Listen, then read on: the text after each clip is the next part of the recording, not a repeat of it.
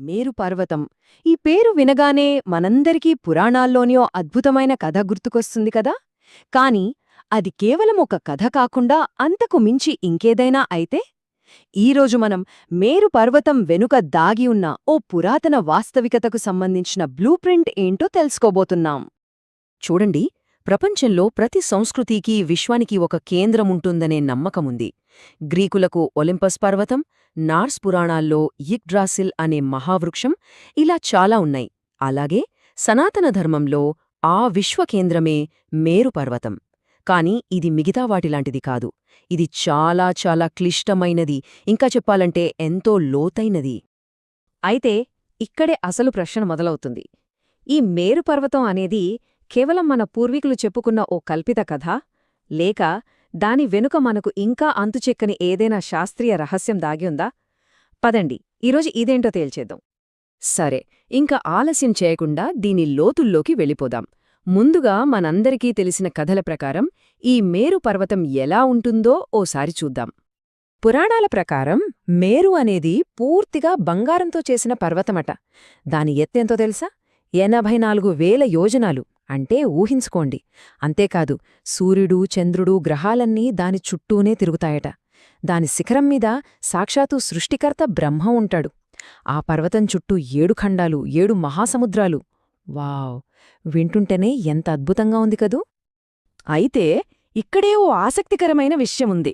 అదేంటంటే, ఈ కథను అక్షరాలా నిజమని గుడ్డిగా నమ్మేవాళ్లు ఒకవైపు, మరోవైపు ఇదంతా ఉత్త కల్పన అని కొట్టిపారేసేవాళ్లు. కాని నిజం చెప్పాలంటే ఈ ఇద్దరూ అసలు పాయింట్ మిస్ అయ్యారు. అసలైన సత్యం ఈ రెండింటికీ మధ్యలో ఎంతో లోతుగా దాగి ఉంది. రైట్, ఇక మేరు పర్వతం వెనుకున్న అస్సలైన అర్థమేంటో చూద్దాం. ఫస్ట్ లేయర్ అంటే విశ్వస్థాయిలో, దీన్నే మనం మ్యాక్రోకాజం అంటాం కదా, అక్కడ మేరు అంటే ఏంటో ఇప్పుడు తెలుసుకుందాం. మన పూర్వీకులైన ఋషులు మన పాలపుంత గెలాక్సీ మొత్తం ఒకే ఒక కేంద్ర బిందువు చుట్టూ తిరుగుతోందని ఎప్పుడో గ్రహించారు.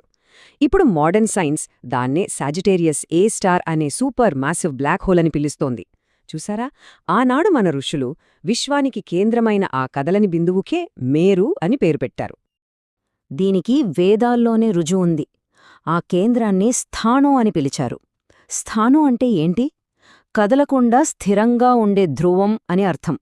ఇప్పుడు ఆలోచించండి, గెలాక్సీ సెంటర్ గురించి నేటి సైంటిస్టులు చెప్పేదానికి ఈ వర్ణనకి ఎంత కరెక్ట్గా సరిపోతోందో. ఇక మేరుకు రెండో అర్థం కూడా ఉంది. ఇది మన భూమికి సంబంధించింది. మన భూమి తన చుట్టూ తాను తిరుగుతుంది కదా, దానికి ఒక అక్షం అంటే ఒక యాక్సిస్ ఉంటుంది. ఆ యాక్సిస్ను మనం ఊహల్లో ఆకాశం వైపు అనంతంగా పొడిగిస్తే అదే మేరుపర్వతం.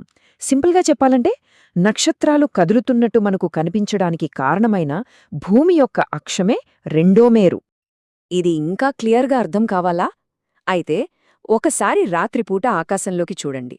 సప్తర్షి మండలమనేది ధ్రువ నక్షత్రం చుట్టూ తిరుగుతూ కనిపిస్తుంది. ప్రాచీన గ్రంథాలు గెలాక్సీలు మేరు చుట్టూ తిరుగుతాయని చెప్పడానికి ఇంతకంటే పర్ఫెక్ట్ విజువల్ ఎగ్జాంపుల్ ఇంకేముంటుంది చెప్పండి? ఓకే, ఇప్పటిదాకా మనం అనంతమైన విశ్వం గురించి మాట్లాడుకున్నాం. ఇప్పుడు అక్కడ్నుంచి నేరుగా మన అంతరంగంలోకి వద్దాం. అసలు మన శరీరంలో మేరు అంటే ఏంటో చూద్దాం. సనాతన ధర్మంలో ఒక మూల సూత్రముంది, యథా బ్రహ్మాండే తథా పిండాండే అని. దీని అర్థం చాలా సింపుల్. ఈ బ్రహ్మాండంలో అంటే ఈ విశ్వంలో ఏదైతే ఉందో అదంతా ఈ పిండాండంలో అంటే మన శరీరంలో కూడా ఉంది. చూసారా, విశ్వానికి మనకీ మధ్య ఎంత అద్భుతమైన కనెక్షన్ ఉందో. అయితే మన శరీరంలో ఆ మేరు పర్వతం ఏది? ఇంకేముంది, మన వెన్నెముక్క. అందుకే దీన్ని మేరుదండం అని పిలుస్తారు. యోగశాస్త్రం ప్రకారం చూస్తే మనలోని చక్రాలన్నీ ఉండేది దీనిమీదే. కుండలినీ శక్తి పైకి ప్రయాణించే మార్గమిదే. మన చైతన్యం వికసించేది కూడా ఈ మేరుదండం వల్లే. ఇంకో ఆశ్చర్యకరమైన విషయం చెప్పనా? మేరుకు లెక్కలతో అంటే మ్యాథ్స్తో కూడా సంబంధం ఉంది.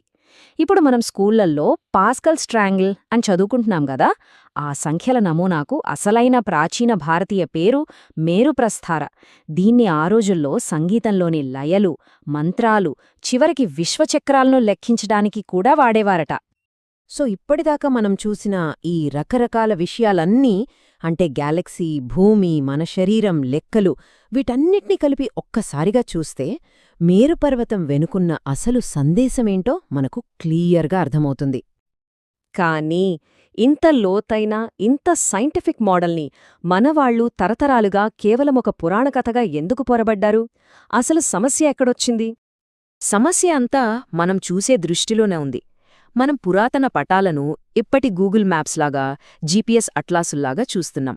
కానీ అవి అస్సలు అలాంటివి కావు. అవి కాస్మిక్ డయాగ్రమ్స్. వాటి ఉద్దేశ్యం భూమి మీద ఒక ఊర్న చూపించడం కాదు, ఈ మొత్తం ఉనికిలో మన స్థానమేంటో మనకు తెలియజేయడం. సో సింపుల్గా చెప్పాలంటే గుర్తుపెట్టుకోండి, మేరు అనేది మనం ఎక్కి చూడాల్సిన ఒక కొండ కాదు. అది విశ్వంలో మన అడ్రస్ను చెప్పే ఒక కాస్మిక్ కోఆర్డినేట్. అది మ్యాప్లో గుర్తించే లొకేషన్ కాదు, అది ప్రకృతిలో దాగి ఉన్న ఒక జామెట్రిక్ బ్లూప్రింట్. అది కేవలం ఒక ఊహాజనిత కథ కాదు, అది మన చైతన్యాన్ని ఉన్నత స్థాయికి తీసుకెళ్లే ఒక నిచ్చెన. అందుకే ఈ మేరు పర్వతం కాన్సెప్ట్ నుంచి మనం గ్రహించాల్సిన 3 ముఖ్యమైన సందేశాలున్నాయి.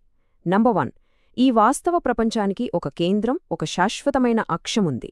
నంబర్ 2, మన చైతన్యానికి కూడా అలాంటి కేంద్రమే ఉంది. ఇక నంబర్ 3, ఈ మొత్తం విశ్వం యొక్క బ్లూప్రింట్ మనలోనే, మన శరీరంలోనే ప్రతిబింబిస్తోంది. ఇదంతా చూశాక మనకేమర్థమవుతోంది? మన ఋషులు కేవలం కలలు కంటూ కథలు చెప్పేవాళ్లు కాదు. వాళ్ళు ఆస్ట్రోనామర్స్, మ్యాథమెటీషియన్స్, సైకాలజిస్ట్స్, ఫిలాసఫర్స్ అన్నీ. వాళ్ళు ఈ ప్రపంచం, ఈ విషయాలను తెలుసుకోవడానికి ఏకంగా 5000 సంవత్సరాల ముందే ఈ సత్యాలన్నిటినీ కనుగొన్నారు. ఫైనల్గా ఒక్క విషయం గుర్తుంచుకోండి, మేరు అనేది మనం వెతుక్కుంటూ వెళ్లాల్సిన ఒక ప్రదేశం కాదు. అది మనం అర్థం చేసుకోవాల్సిన ఒక ప్యాటర్న్, ఒక నమూనా. గెలాక్సీల నిర్మాణంలో కనిపించే నమూనా, భూమి తిరిగే అక్షంలో కనిపించే నమూనా, సంఖ్యల అమరికలో కనిపించే నమూనా. అన్నిటికంటే ముఖ్యంగా మన చైతన్యం ఉన్నత స్థాయికి ఎదగడంలో కనిపించే ఒక దివ్యమైన నమూనా.